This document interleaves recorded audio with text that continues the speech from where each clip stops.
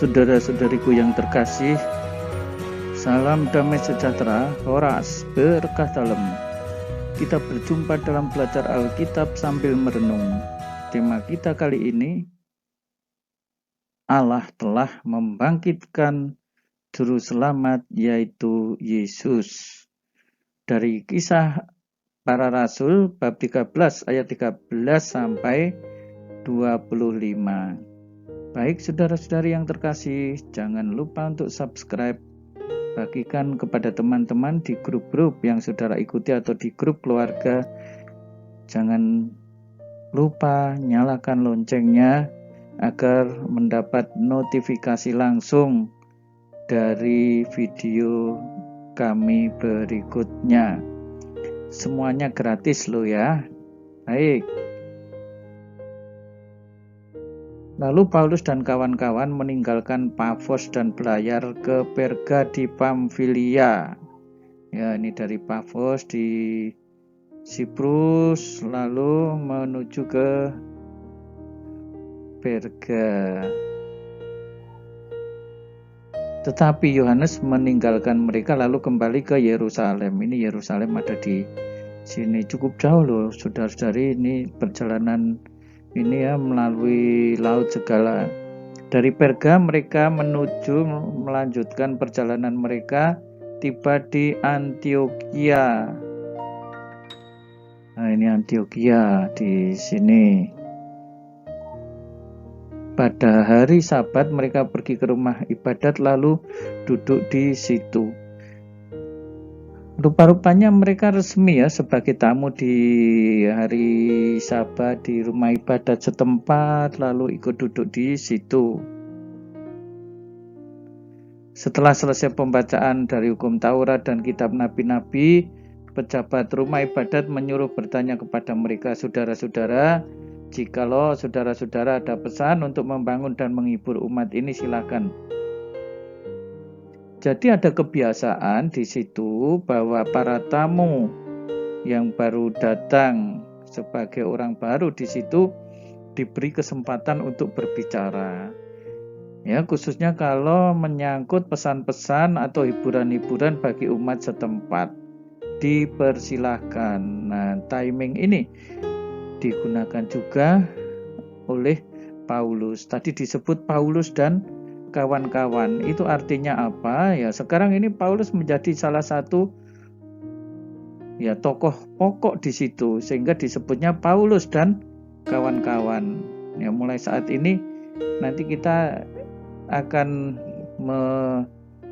melihat sebutan ini seterusnya Paulus. Ya, kalau sebelumnya itu Saulus, mulai dari sekarang kita akan melihat ya, kata Paulus, nama baru itu akan digunakan.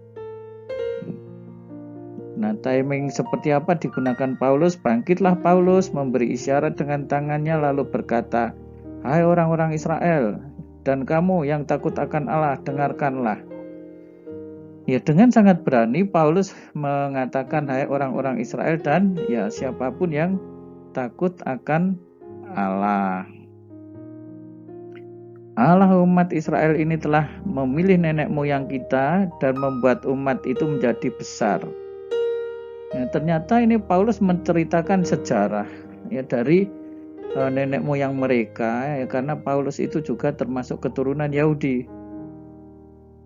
Dari sejarah dulu ketika mereka masih tinggal di Mesir ya, sebagai orang asing, dengan tangannya yang luhur Ia yaitu Allah telah memimpin mereka keluar dari negeri itu. Sejarah panjang bangsa Israel diceritakan saat mereka berada di tanah Mesir, lalu berkembang sebagai bangsa yang besar, ya, dan kali ini mereka dituntun keluar. 40 tahun lamanya ia sabar terhadap tingkah laku mereka di padang gurun, menunjukkan betapa Allah itu sangat sabar terhadap bangsa Israel selama 40 tahun perjalanan di padang gurun. Meskipun orang Israel seringkali tidak pernah taat, tetapi dengan kesabarannya Allah menuntun mereka dalam perjalanan itu. Nah, perjalanan berikutnya setelah selesai masa padang gurun selama 40 tahun ini memasuki tanah Kanaan. Ya, jadi di seberang timur dan selatan tanah Kanaan, akhirnya orang-orang Israel berhasil masuk ke tanah Kanaan, membagi-bagikan tanah itu kepada mereka untuk menjadi warisan mereka. Ya, Allah membagikan tanah Kanaan sebagai warisan mereka selama kira-kira 450 tahun. Ya, jadi mereka selama kurun waktu itu ya hidup begitu saja, tinggal di situ selama 450 tahun. Sesudah itu ini masa hakim-hakim sampai pada zaman Nabi Samuel. Ada banyak hakim ya di sana. Salah satu tokoh besar tentunya saudara tahu mengenai kisah Simpson dan seterusnya. Nah, setelah masa hakim-hakim mereka tidak puas. Loh, tetangga-tetangga kita aja punya raja, masa Israel yang sebesar ini tidak mempunyai raja. Mereka meminta raja. Akhirnya Allah memberikan kepada mereka Saul bin Kis dari suku Benyamin. Saul meraja 40 tahun lamanya. Setelah 40 tahun ya raja pertama Israel ya Saul ini, Saul disingkirkan. Allah mengangkat Daud. Nah, ini gambar Raja Daud ya, masa mudanya dia suka bermain kecapi. Aku telah mendapat Daud bin Isai, seorang yang berkenan di hatiku dan yang melakukan segala kehendakku. Nah, Daud ini sebagai raja sangat berkenan kepada Allah ya, meskipun dia pernah jatuh ke dalam dosa, tetapi kenapa Allah berkenan disebut yang melakukan segala kehendakku? Itu artinya seseorang yang pernah dosa pun masih dikasihi oleh Allah kalau ia melakukan kehendaknya. Daud memerintah sebagai raja yang sangat dihormati di Israel dan menjadi raja yang paling besar di Israel. Dari keturunannya lah sesuai dengan yang telah dijanjikannya, Allah telah membangkitkan juru selamat bagi orang Israel. Janji Tuhan bahwa dari keturunan sang raja besar ini nanti akan hadir seorang juru selamat bagi orang Israel.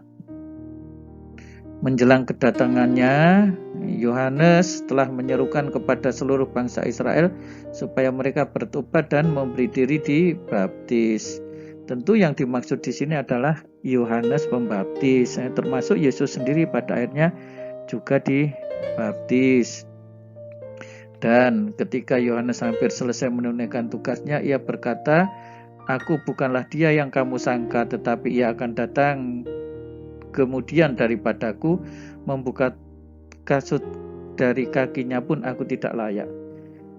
Ya, jadi Paulus menceritakan sejarah panjang bangsa Israel dari masa pengeluaran dari Mesir, yaitu artinya Paskah Israel Yahudi, sampai kemudian saat Yesus hadir, ya, didahului oleh Yohanes sebagai pendahulunya. Nah, saudara-saudari, kita bisa belajar dari sejarah seperti ini ya, luar biasa, dari orang-orang yang ya pada awalnya itu barangkali tidak pernah tahu sejarah. Kalau kita kemudian belajar sejarah, kita akan menjadi tahu bagaimana Allah bekerja di dalam kita, termasuk sejarah pribadi kehidupan kita. Ya, bagaimana Allah dulu menuntun kita menjadi orang beriman ini seperti apa. Nah, itu kiranya baik direnungkan, juga baik direnungkan mungkin sebagai umat di stasi, umat di paroki baru, dan seterusnya. Seperti apa Allah menuntun dulu, sejarahnya seperti apa, bagaimana Allah bertindak, dan seterusnya.